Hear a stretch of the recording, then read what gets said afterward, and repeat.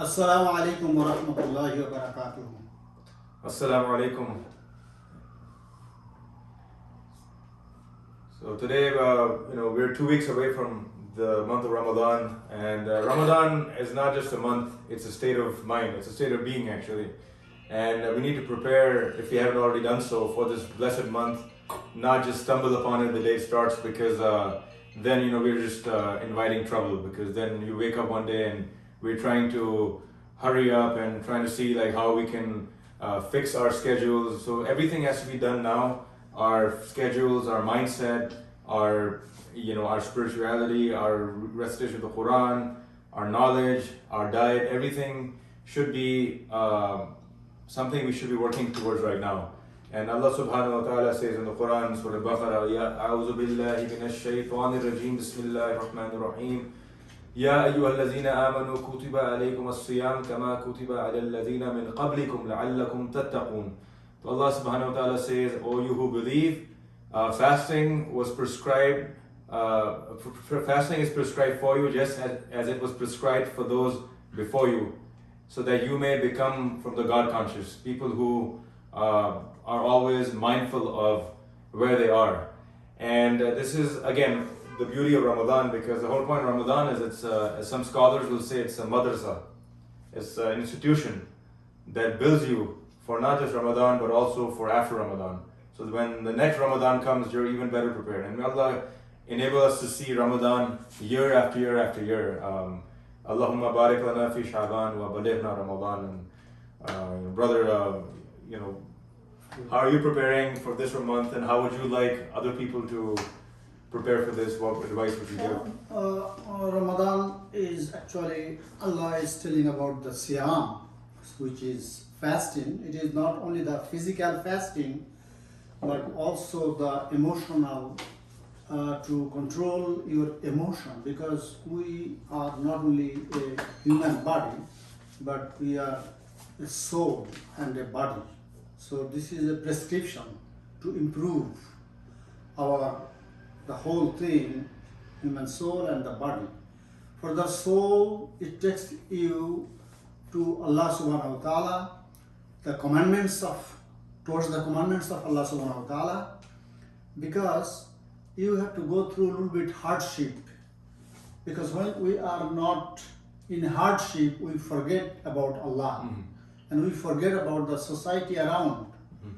We are just in the hands of only ourselves. Whatever our mind want to rule or show, we want to do that. We forget about everything else, because I lose that aspect. So this Ramadan, through Siyam, we uplift our spiritual dimension as well as our physical dimension. It has social impacts. It has personal impacts. It has benefits in many different ways. Like the social impact is, there are people around of many socio-economic backgrounds. But suppose I don't have to go through hardship, economic hardship. So I will never actually, or as long as I don't have to go through hardship, I will not be remembering, because I don't have to, the people who suffer in our society. So now this fasting all day from sunrise to sunset gives us the realization of our people around us, people who do not have food, not necessarily only in Ramadan, but the whole year. So Siyam gives us a conscience that we gotta look at people who goes through this hardship every day. So as a member of a society, human society, this is our responsibility. But until and unless we are forced to go through the process, the realization process, how people of poor economic background goes through. Exactly. And as a responsible member, we have to stand beside them. Absolutely. So that is one of the aspects. Definitely. So please go ahead. Yeah, I mean that's a very important aspect because you know how there's Shaban. So like for example, yesterday I was fasting for 15 Shaban, or even in Rajab or Shaban I was doing just like voluntary fasting to get ready for Ramadan, and just going to work, for example, and pacing myself. It can be a challenge because your work is intense, but then you're also trying to just stay on top of it, and the dehydration kicks in around like an hour and a half before Maghrib. So these things are very real. But one other aspect I wanted to discuss in Ramadan, the three things that you're prohibited from doing, you abstain from during the fasting hours are food and drink. So food, drink, and physical relations with your spouse. And if you really think about it, outside Ramadan, these things are haram. They're actually halal. Allah has given us these gifts that we can engage in, right? But it's also important that in Ramadan, Allah is asking us to rise to a higher level of existence than just the halal or just the lawful. So two of those things, like food and drink, are for your personal survival. You need food and drink to survive as a human being. The third thing, which is your physical relations, that's a societal thing, right? That's how humanity survives, right? Through procreation and all these things.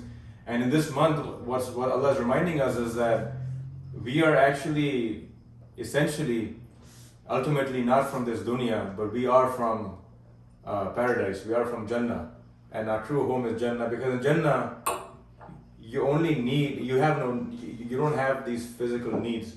Because Jannah just gives you everything that out of Allah's pleasure. So in this month, the three things that we actually rely upon as a human species to survive, they're temporarily suspended for those fasting hours. For Allah to remind us that this month is a little different. It's not just about you as a physical form, but this is about transcending just the physical, but also the metaphysical, and really thinking on a higher level, functioning on a higher level. And in Ramadan, you see that after the first 4 or 5 fasts, you get into the habit of it. In fact, by the 10th fast, you're like really into it. It becomes routine. You don't really miss food and drink as much. You become used to Ramadan, and by the time it leaves, it's very sad. It's bittersweet because Eid comes too. Eid is a celebration, but it's also bittersweet because your friend is leaving. Ramadan is like a friend. Rasulullah sallallahu alaihi wasallam described Ramadan. The Sahaba described it as a visitor. So imagine you have a very important visitor coming to your house. How would you welcome it?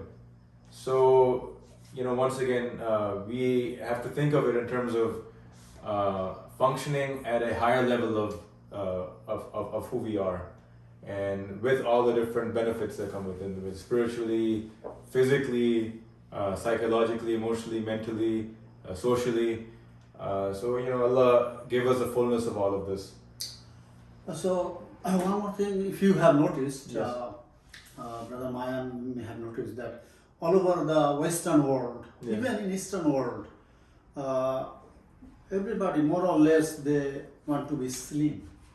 Yeah. So they go through the kind of fasting, Exactly. Intermittent fasting. through diet. So we see that they are doing it because it has benefit. Exactly. You take the pill or you fast, you are essentially doing fasting to your body. Only difference is, do you realize what is the difference? I mean, the between difference. Siyam and the The dieting? difference is, the Siyam is you do it for the sake of Allah, with all the other benefits. Whereas a lot of people who do intermittent fasting, they're doing it solely for the sake of health.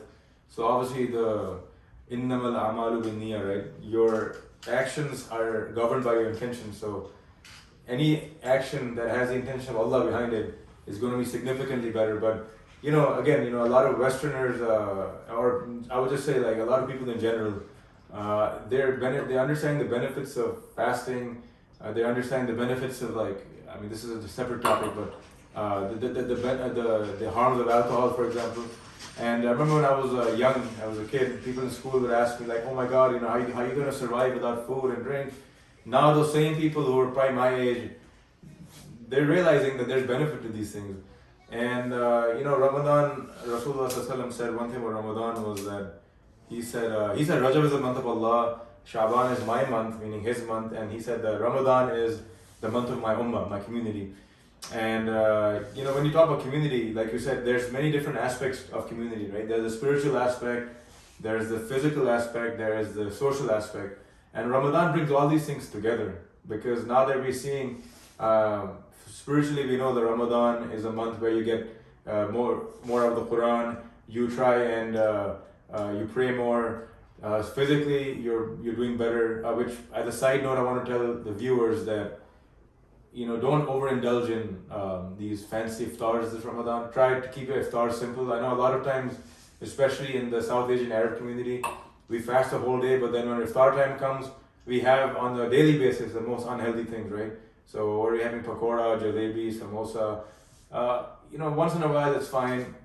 Don't make it a habit. You know, have healthy foods and don't stuff yourself. So when you go to Taraweeh, you're not burping and you're not making it unpleasant for other people. So just as a side note, that physically, if you want the benefit of fasting, it's not just for fasting, but even what you eat in suhoor and even what you eat. So you know, don't make parathas your main diet for suhoor, and don't make your jalebis and pakoras or you know, any of these things, or baklava, like your iftar foods. Eat healthy and eat within limits. So that's the physical benefit. And the third benefit is social benefit. Now, how many people in Ramadan that we meet, we haven't seen throughout the year, especially when we see this is the first Ramadan we're having after 3 years, which is only normal, because the last 2 years, because of the pandemic, it's been a very difficult time for people, and Ramadan was very difficult for people. And so this is the first year that we're having after 3 years that we're going to be meeting our beloved brothers and sisters in the masjid. It's going to be feel normal now for after such a long time. So there's the benefit of that, and you know, it all goes back to Islam. Because Islam, people say it's a spiritual religion, it's a scientific religion. The reality, Islam is Islam. Islam is a comprehensive religion. And Allah gave us this book, and He gave us the Sunnah of our beloved Prophet ﷺ as a guide to live, to be the most full human being. And that comes with everything: your spirituality, your physicality, your social relationships, your family, your emotional well-being, everything. So ties that in together. means Yeah. Islam is the full package, Full package. That's the complete best. package.